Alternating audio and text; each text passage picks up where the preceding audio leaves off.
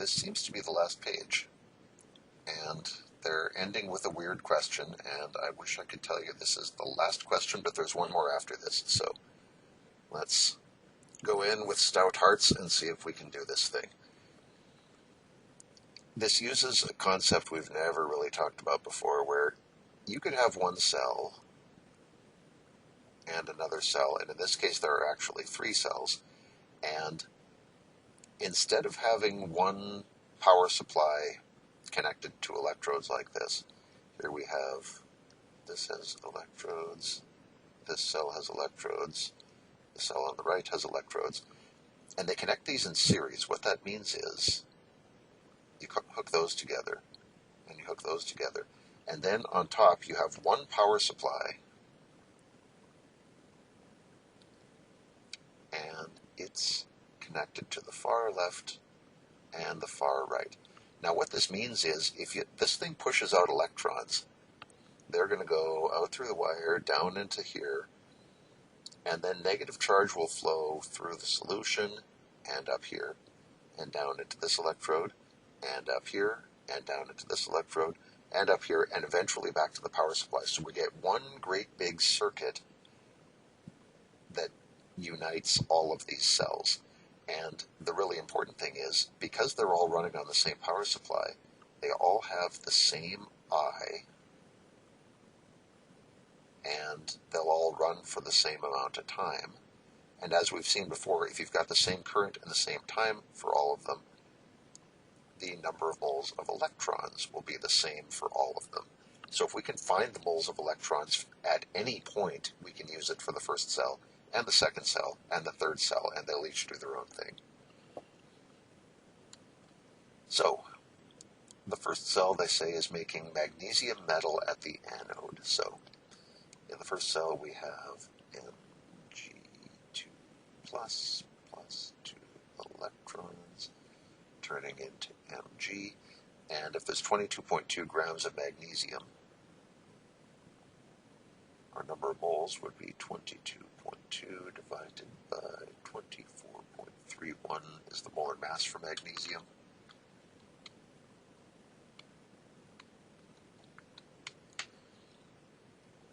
That cell produced 0.9132 moles of magnesium.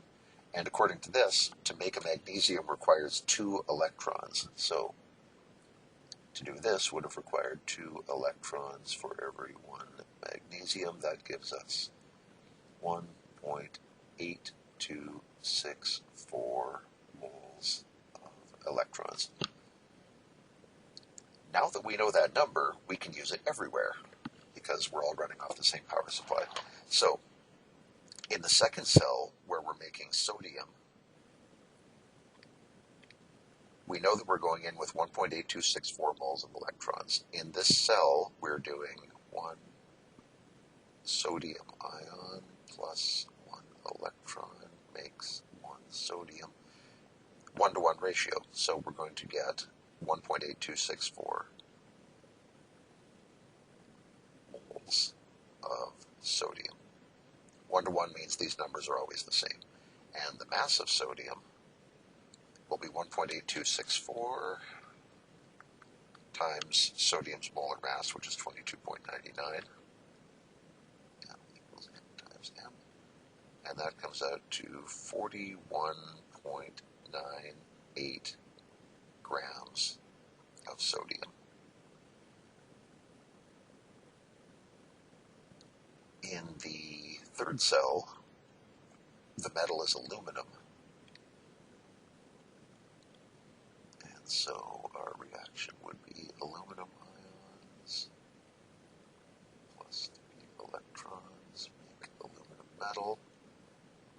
We're still starting with this many moles of electrons, but now you get 1 aluminum for every 3 electrons. So 1.8264 divided by 3, we get 0.6088 moles of aluminum. Mass equals number of moles times molar mass. We get 0.6088 times Aluminum's molar mass is 2698. 16.43 grams of aluminum. Now I'm looking at these. Both of these are extremely close, but I came in a little bit low on both of them, and I'm trying to think why. I think I may have rounded this too much. If I do 22.2 divided by 24.31, if I carry a million decimal places here, I get 0.913204442. I multiply that by 2, and it's not much of a difference. I get 1.826408885 moles of electrons. That doesn't seem like it would be enough to matter. If I multiply that number by 22.99 for sodium, yeah, I get 41.99, which I suppose is enough to round to 42.0 grams, because this answer has 3 significant digits. If I use this number again, I just want to make sure I haven't done something bad enough that I need to correct the key. 0.8885. Divide by 3 to get the moles of aluminum, and multiply by 26.98. Yeah, I get 16.4255. There's no way that rounds to 16.5, so I think 16.4 is a more correct answer, and I'm not sure how that happened. I may have just been going too fast and keyed something incorrectly when I made this part of the key, so I'm going to have to update that. Sorry about that, but I hope the overall electrochemistry isn't bad. When cells are connected, they have the same current for the same amount of time. So we get the products at each of the cathodes, and then they make us do it all again for the anodes. So this number is our moles of electrons still. If we're doing nitride, one of our reactions is going to be nitrogen ions turning into nitrogen gas. 2 there, 6 there. In the middle cell, we have chlorides. It's going to be 2 Cl minuses turning into chlorine with 2 electrons. And in the last cell, aluminum sulfide. S2 minus turning into S8. S there, 8 there, sorry, and 16 electrons. Okay, I'm going to assembly line this just to make it move along a little faster. Okay, so 1.82640, blah, blah, blah, blah. That's our moles of electrons. We divide by 6 to get moles of nitrogen here. So 0.3044 moles of nitrogen. This one we divide by 2.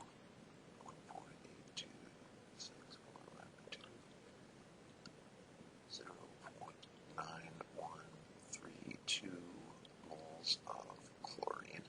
And for this one we divide by 16, if you can believe it. 1.8264 divided by 16. 0.1142 moles of sulfur. And now we do molar masses. 0.3044 times a nitrogen is 1401, so 2 of them is 28.02. Here we'll produce 8.53 grams of nitrogen. 0.9132 moles of chlorine times its molar mass is 70.90. Gives us 64.75 grams of chlorine gas. And 0.1142 times 8 times 32.07. Sulfur's molar mass is like 256.56 because it's got 8 atoms in it, and from that we get 59.30 grams of sulfur. Whew. Okay. If that was all right, let's see what this culminating question of the entire thing is. I hope it's short and easy, but we'll see what we get. 50 grams of copper is produced at the cathode of a cell. Okay, so this is something we do not do often, but when you have the formula IT equals FNE, this amount, I times T, is the charge. The symbol for the charge is Q, and it's measured in coulombs. F times NE is also the charge. Same symbol, same units. So if a question asks for the number of coulombs or the amount of charge, you can either do I times T if you know that, or you can do F times NE if you know that. In this case, we don't have any information about the current or the time, so the IT side is not looking good. We can't use that.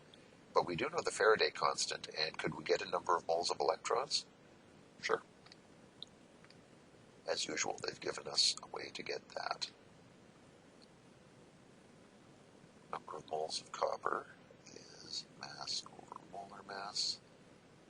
50 grams divided by 63.55 grams per mole.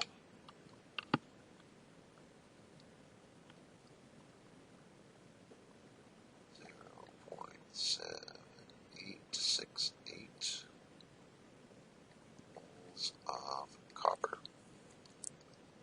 If we're making it from copper 2, we'd need 2 electrons for every copper. 2 electrons for every 1 copper means 1.574 is probably enough moles of electrons. And the charge of those electrons is the number of moles of electrons, 1.574, times the Faraday constant. And that gets us 151,849 coulombs.